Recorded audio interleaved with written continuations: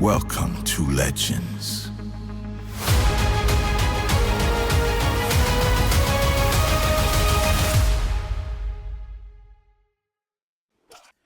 Excited about today. Rocky Branch cowboy cut. It'll make sense here in a minute. Today's legend is a classic Americana, a story that changed the world one spark at a time.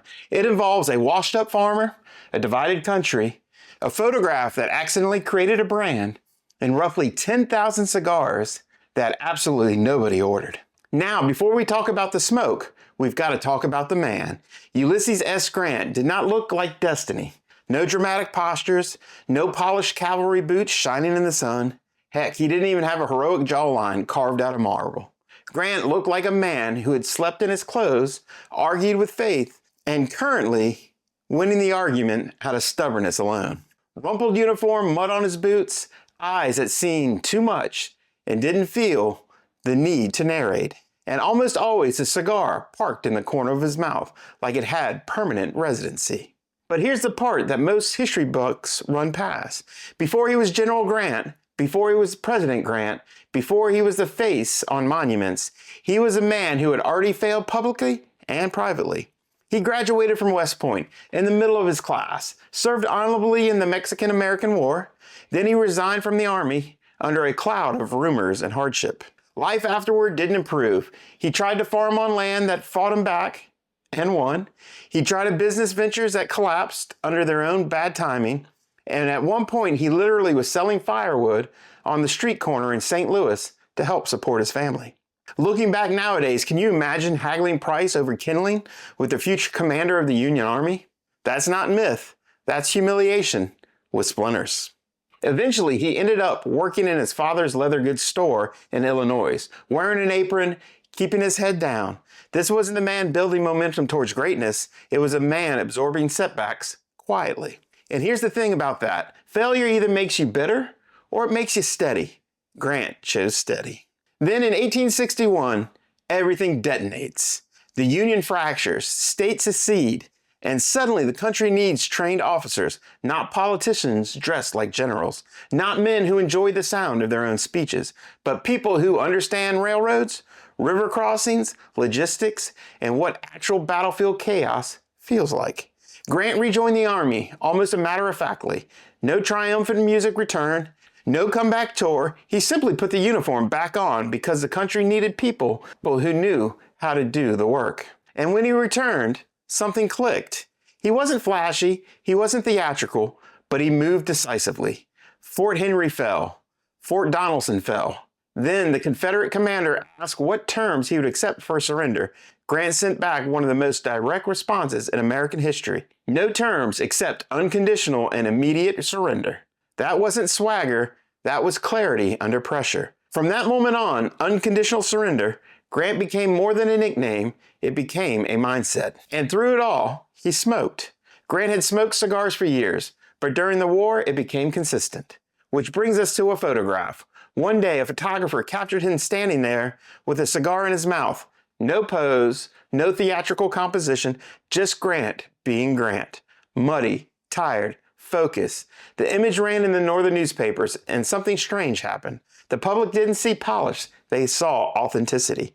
While other generals took the stage, Grant looked like the kind of man who did not need applause to function. He looked like someone who would stay until the job was done.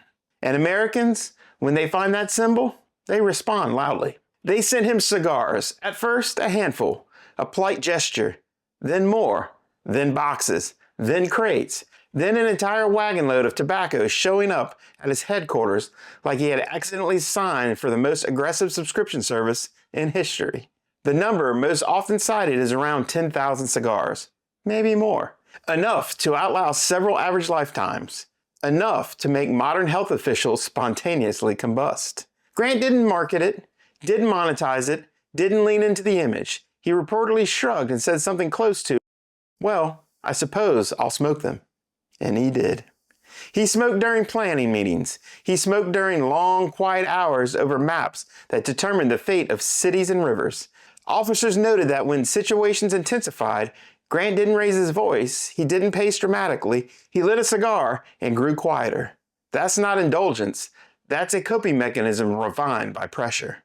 When everything else moves too fast, you need to slow yourself down. Now let's talk about Vicksburg, because that's where this legend earns its smoke. Vicksburg was a fortress city in the Mississippi River, and controlling it meant controlling the spine of the Confederacy. The campaign dragged on for months. Heat thick enough to chew, mud that swallowed boots whole, and disease creeping through the camps.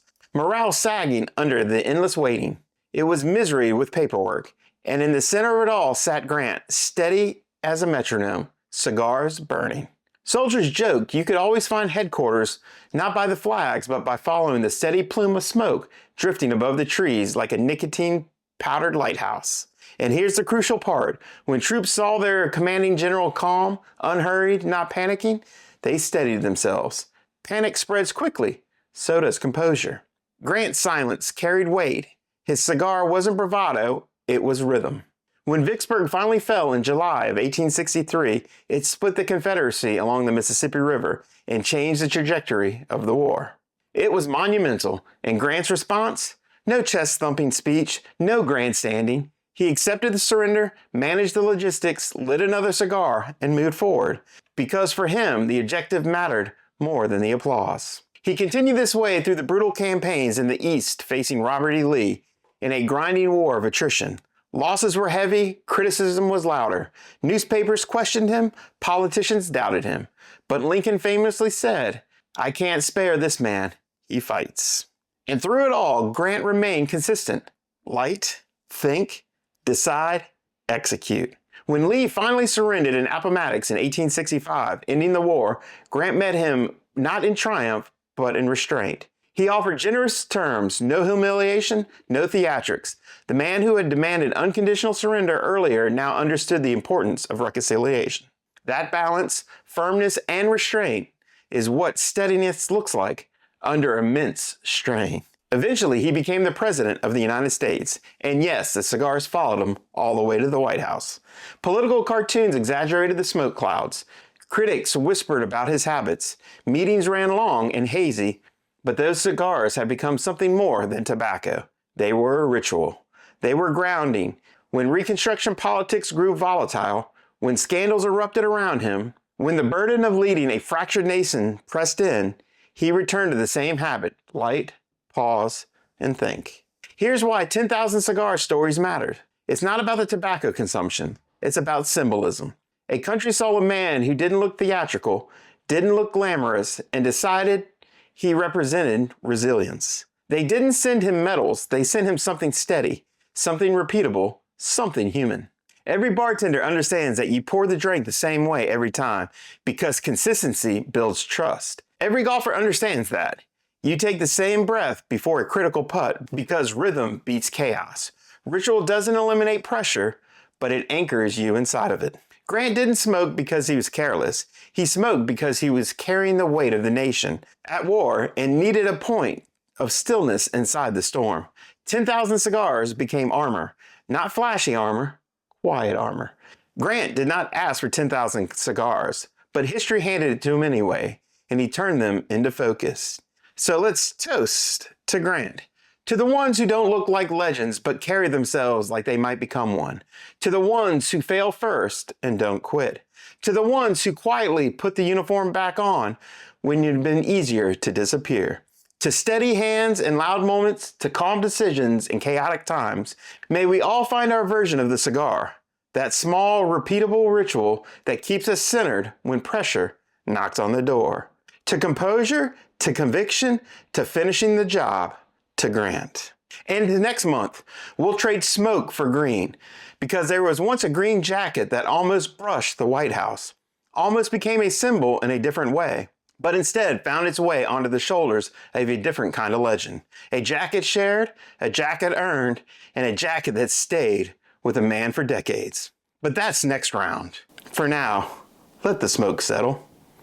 Cheers, and we'll see you next month.